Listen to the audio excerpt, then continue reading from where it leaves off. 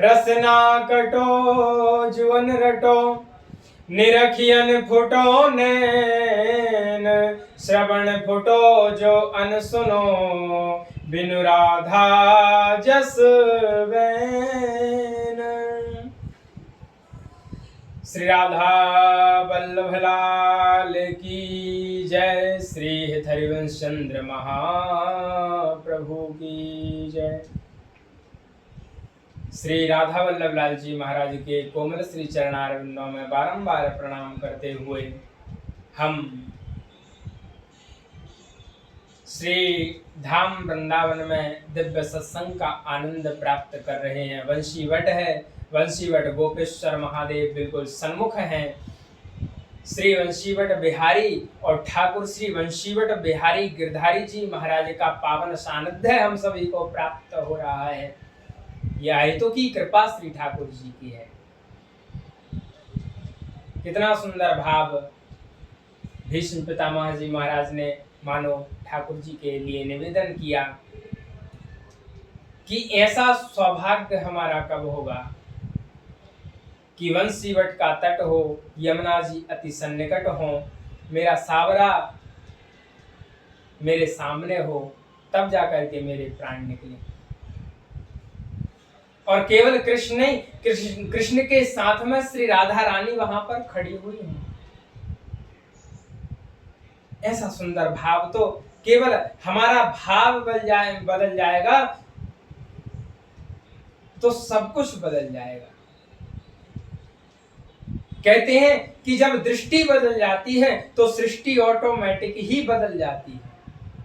इसलिए दृष्टि बदलने का प्रयास हम सभी करें। और वो दृष्टि कैसे बदलेगी? वो संतों के सानिध्य से, सत्संग से वो दृष्टि बदल जाएगी।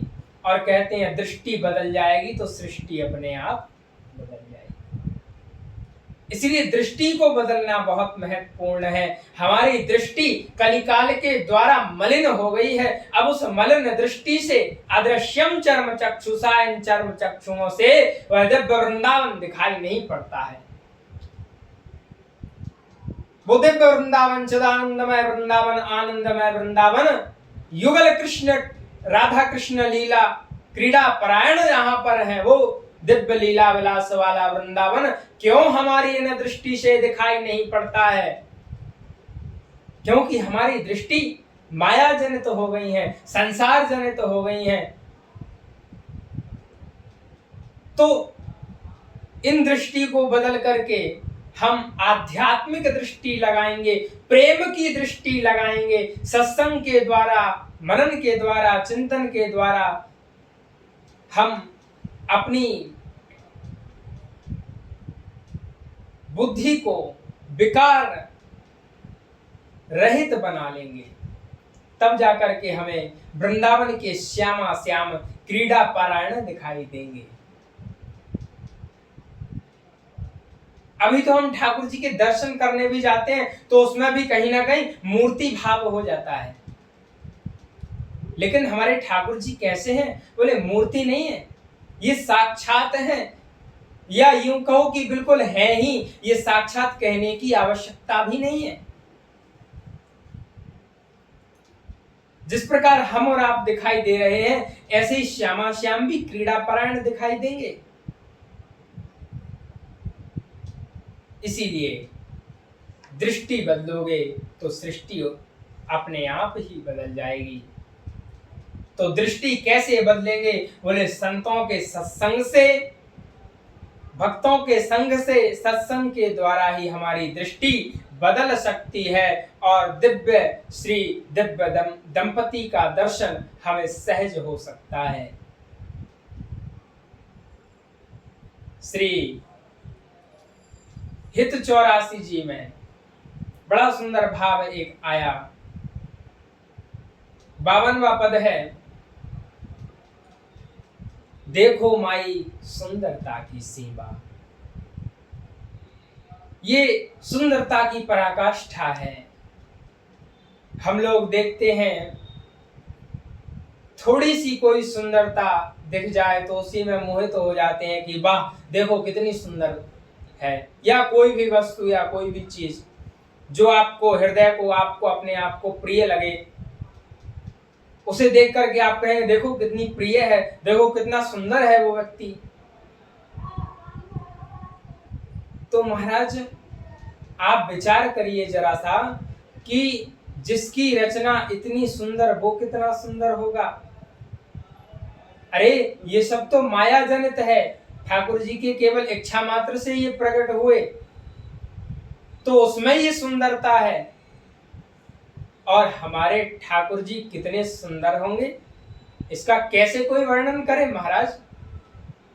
क्योंकि प्रिया प्रीतम की जो सुंदरता है, राधा कृष्ण युगल सरकार की सुंदरता है, वो कहते हैं सुंदरता की सीमा देखो माई, सुंदरता की सीमा ब्रज नव तरुणी कदम्ब नागरी निरखी करत अदग्रीवा। देखो माई सुंदरता की सीमा, ये सीमा है, पराकाष्ठा है। त्रिभुवन मोहन है श्री कृष्ण। एक नाम भगवान श्री कृष्ण का है त्रिभुवन मोहन, और त्रिभुवन मोहन श्री कृष्ण को त्रिभुवन मोहन मोहिनी श्री राधा रानी।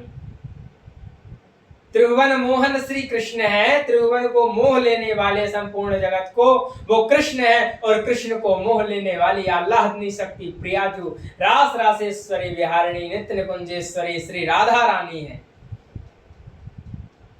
ऐसी अनुपम अद्वितीय, ऐसी सुंदर शोभा माधुरी। श्रीमद् राधा रसुधा निधि में कहा गया एक बड़ा प्यारा सुंदर श्लोक, श्रीमद् राधा सुधा निधि का 200 नंबर वाला श्लोक, 200 नंबर। रस घन मोहन मूर्तिम विचित्र के महो सबोल्लसितम, राधा चरण विलोडित रुचिर शिखंडम हरिम वंदे। श्री सेवा कुंज में श्री लाल जी महाराज श्री राधा रानी की चरण सेवा कर रहे हैं, ये वही का भाव है। जहां पर श्री राधा रानी अपने चरण रखती हैं, नंद नंदन अपना मुकुट रखते हैं, अपना माथा रखते हैं।